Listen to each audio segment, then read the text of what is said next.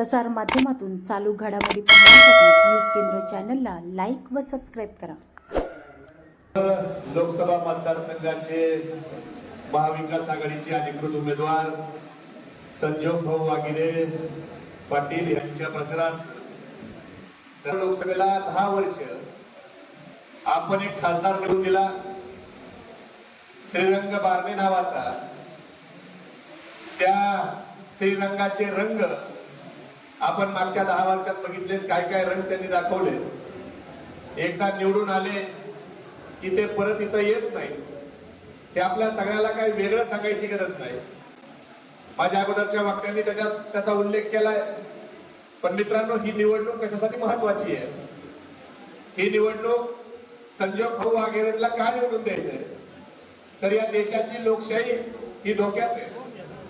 हे फक्त भाषणात बोलायपुरतं नाही, तर यांचे एक कॅबिनेट मंत्री हेगडे नावाचे जाहीर सांगतात की आम्हाला 400 पार जायचंय।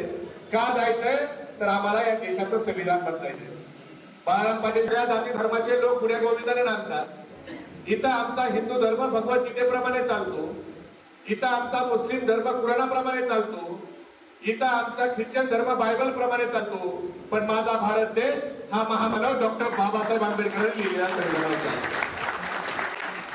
आज या लोकांना सत्तेची एवढी मस्ती आली की हे डॉक्टर बाबासाहेब आंबेडकरांचं संविधान बदलायला निघाले।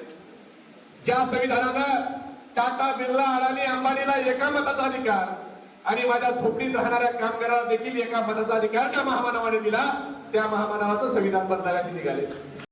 शेतकरी आत्महत्या करतायत, त्यासाठी ही निवडणूक आहे। आणि सगळ्यात महत्वाचं, मगाशी ताईंनी सांगितलं संजोग भाऊ वागिरेला मी हात ओळखत नाही। संजोग भाऊ वागिरेला मी मागच्या 15 वर्ष ओळखतो, ते आमच्याच पक्षात होते। आता देखील उद्धव साहेबांच्याकडे गेले आणि सध्या उद्धव साहेब आणि पवार साहेब म्हणजे एक जिस्म दो जान। आज दोघं ही एकत्र आहे। संजोग भाऊ वागिरे 1 वर्ष महापौर होते, 6 टर्म त्यांच्या घरात नगरसेवक म्हणून ते काम करतायत। मी तुम्हाला जबाबदारीने सांगतो, आमच्या पक्षाचे अध्यक्ष ते होते।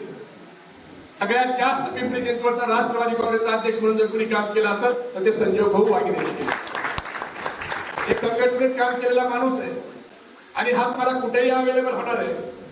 श्रीरंगासारखे रंग ते दाखवणार नाही। एकदा निवडून आले तर ते कुठेही गायब होणार नाही। जसं बाळाराम पाटील साहेब तुम्हाला कधीही भेटतात, तसं संजोग भाऊ वागिरे देखील तुम्हाला कधीही भेटणार आहे। म्हणून उद्याची लोकशाही वाचवण्यासाठी आपल्याला मशाले चिन्हासमोरून बटन दाबायचंय आणि आपण प्रचार किती चांगला केला याच्यापेक्षा 13 तारखेला सकाळी 7 ते संध्याकाळी 6 वेळेत आपण कसं मशाली समोर मतदान करून घेतलं हे महत्वाचं आहे।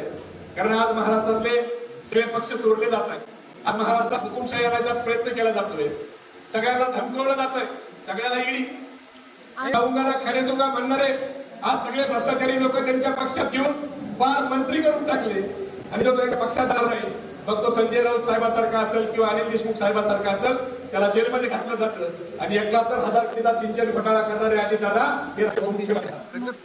घोटाळे करणारे लोक पावन झाले। खरं तर हे म्हणले होते ना खाऊंगा ना खाने दूंगा, पण आता ह्याची अवस्था अशी झाली, वो निकले थे तवाए फुके कोठे बंद करणे, वो निकले थे तवाए फुके कोठे बंद करने, मगर सिक्कों की छनक देखकर खुद ही मुद्रा कर बैठी। अशी अवस्था भारतीय जनता पार्टीची झाली। सगळे भ्रष्टाचारी त्यांनी घेतले। म्हणून ह्या लोकांना धडा शिकवायसाठी मित्रांनो, आपला मतदाना जसं आपण लग्नाला यात्रेला गावाकडे जातो किंवा गावाकडचा माणूस आपल्याकडे येतो, तसं ही लोकशाहीचं लग्न आहे, लोकशाहीची यात्रा आहे। म्हणून कुणीही मतदानापासून वंचित राहू नका। मतदानाचा दिवस हा सुट्टीचा दिवस समजू नका, तर मतदानाचा दिवस ह्या 2024च्या मतदानाचा दिवस हा लोकशाही वाचवण्याचा दिवस आहे। म्हणून सगळ्यांनी मतदान करा एवढीच आपल्याला विनंती करतो। आणि माझ्या